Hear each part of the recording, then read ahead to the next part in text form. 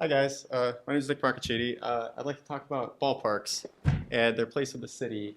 This is research I was doing for my thesis. Is that presenting? Let's present it. Go There to we go. view. There we go. Yeah, so this research I started over the summer for my thesis, which is coming up next semester, because I like to propose a ballpark for the city of Portland, Oregon. So most of my research was mostly reading books, taking some observations, and just taking notes. Um, but my goals here were so the first one, to discover a narrative of ballpark design throughout history. Essentially, what has ballpark design been? How are ballparks built?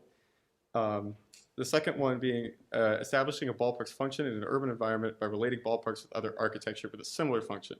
So an urban ballpark has to have an urban function, and it's not unique to ballparks. There are other buildings that serve a similar function. We'll talk about that up next. And then discovering a model that provides direction to a successful ballpark design, essentially what works and what doesn't, and why. So this is essentially the function of a ballpark, is it follows the concept of rus in urbe, or nature within a city. Um, so there are several examples of this throughout history. This first one is the Giardini Giusti in Verona. Um, we visited this when we were in Rome, and it really exemplifies a progression from an urban space to a natural space along a spectrum. So the first stage you see is the palazzo that faces the street, has an urban edge. Then you come into tamed nature in a neat garden, a trimmed garden, and then it progresses into a more wild garden. So this progression, you can see it in another building type. This is the University of Virginia, right by the three there. I don't know if you can see the mouse. Right by the three. We're going to ignore it, but Kim Even White, because that's not there originally. Um, but you have a symbol of reason, a symbol of order in the library. Then you have more tamed nature in the lawn, and then the view of the forests and the hills beyond is the wild nature. If we go to Wrigley Field in Chicago, same idea. You can see that you have the grandstand that provides an urban edge. Tame nature is a playing field, and then really the biggest thing about the wild nature is the open air, the fact that the outfield is open to the sky. It's kind of an American idea of like open spaces, open prairies. This is our interpretation of nature. So we'll go into the history a bit. The first stage of ballparks that were really architectural are these jewel box parks. That was essentially, how do we take a ballpark and put it on a city block? So they really participated in the urban neighborhood because they had to. They had a lot of urban context around them, and because they were so constrained, they became site-driven designs. You ended up with upper decks that were very, very close to the field. There's structural columns in view, which seems like a problem, but really once you see, actually I'll show you the next one. This is Evitts Field in Brooklyn. It doesn't exist sadly anymore, but you can see everybody has a really, really great view of the field because of how close they are. The other thing to notice is the asymmetrical outfield, which the outfield shape is a huge factor in how interesting the game can be. This is Fenway Park. This is one of the only two existing jewel box parks. The other one is Wrigley. But yeah, asymmetrical outfield crammed onto a city block and really intimate viewing of the game. So the next stage was mostly after World War II. As cities moved to the suburbs, so too did baseball. And you ended up with really program-driven designs, no urban context, no connection with the city at all. And you can see that in the Astrodome, which also, look at the outfield. It's perfectly symmetrical and not very interesting. There's no way you could see any semblance of nature when you're watching a game here. The dome makes it impossible to grow grass, so you end up with a turf field. And if you look at this profile, you can see how far away people have to sit from the field. So in the 90s, people decided we don't like that anymore. We're going to build these retro ballparks, which are really kind of an emulation of the old classic ballparks. But it's sort of a stylistic thing. A lot of modern things that came about in suburban stadiums kind of stuck around. There's still really program-driven designs that are just so happen to be sited in a city. So this is the first one. This is actually really historic because it was such a large step away from the suburban stadium. And you can see it's close to the city, but it's not quite participating in an urban fabric because there's actually a big old parking lot right here that is just undeveloped space. But there are some good aspects. You have an asymmetrical outfield. You have the B&O warehouse here, which is a historic building, is really prominently acknowledged, which I think is nice. A better one is Oracle Park in San Francisco, which is much more site-driven. It's much more connected with the city. You have an interesting water feature, interesting outfield that isn't just for the sake of asymmetry either. It's there because the site is that shape. And people can sit a little bit closer. It's better. And then the trend today is theme park ballparks, in which the ballparks themselves didn't change that much, but they're sited in the suburbs in a urban neighborhood, which doesn't really make much sense. And it's really just a money grab. You can see SunTrust Park in Atlanta here. Look at how far away the city is. This looks nice. This looks like a nice neighborhood that, dense, activity is there, but it's not connected with the city at all. And it's really expensive to do anything here. Living there, going there, all of this is just more revenue for the team.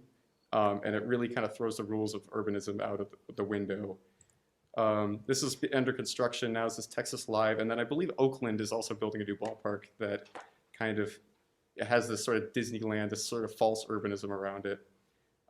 So after doing all that research, I kind of came to the conclusion that jewel blocks are really the most ideal model because the spectator experience is much better. Everybody can sit rather close to the field. The participation in urban fabric is actually, I think, the biggest factor in why these are so successful or were so successful is because they really engage the neighborhood. They allow for activity beyond just the ballpark before, after, even during the game. And then the shape of the outfield dictated by the site adds a lot of interest and variety to these to the games played there. It kind of counters the fact, a lot of people think baseball's a boring sport. That's because of these symmetrical outfields, I think, in a large part. However, this is not 1920 anymore, so there are issues that need to be solved, such as parking. People are going to drive to the game. You can mitigate it with public transportation, with walkability, but at least for now, people are still going to drive to the game in some degree. So that's an issue that needs to be solved. People expect comforts, video boards, things like that, wider seats. Those need to be accounted for, food options within the ballpark. And then revenue is also a necessary factor. The idea is to get the team enough money to support the ballpark, but not just have a bunch of money-grabbing tourist attractions or really contrived things around the ballpark. So these are really the issues that I hope to solve in my thesis next semester. Thank you. Any questions? We have a cool. Do you want to catch it? We're allowed to. I could hear him. Yeah. I apologize. I came in a little bit late. That's all right.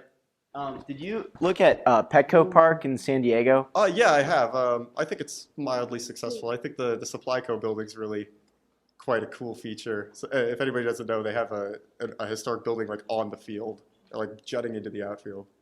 Yeah, I'm from San Diego, so okay. Yeah. a little bit biased, but it seems like to be a good example of what you're talking about, where it is right downtown on the water, maybe quite similar to the one in San Francisco. But it's interesting because it's downtown, but it's not just sitting on a city block. It's not really. It's kind of an intrusion onto the urban fabric, which a lot of those retro ballparks are. If we go back to this is, I think, a better example of kind of an intrusion. Yeah. Question or comment? Thank you. Another big issue with these ballparks, I'm thinking particularly in Dallas-Fort Worth, the Rangers Stadium. The main driver for making a new stadium, even though you can see the two towers in the front of this rendering, is the old stadium, which is only 20 years old. Right. Is that they want a fully retractable roof because they need HVAC. Right. They can't sell tickets in the summer in Texas, and a lot of cities can't sell tickets when it starts to get cold. So that's just another aspect of people's expectations at these amenities today. Baseball, I think, is inherently an outdoor sport. So you have indoor ballparks, but then you have I think a good example is Safeco in Seattle, where it's really an outdoor park with a big roof over it that will retract. I think that's more successful than like an indoor sport, and that's actually why the Yeah. Astrodome, if we go back, whoops, other way. That's why they put a dome over it, is because it was so hot in the summer. Mm-hmm. But it really kind of, I think it ruins things.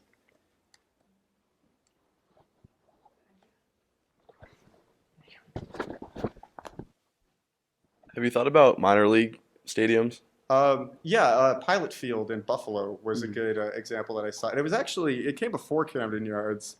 I think it was 1990. That was actually one example that the designers of Camden looked at.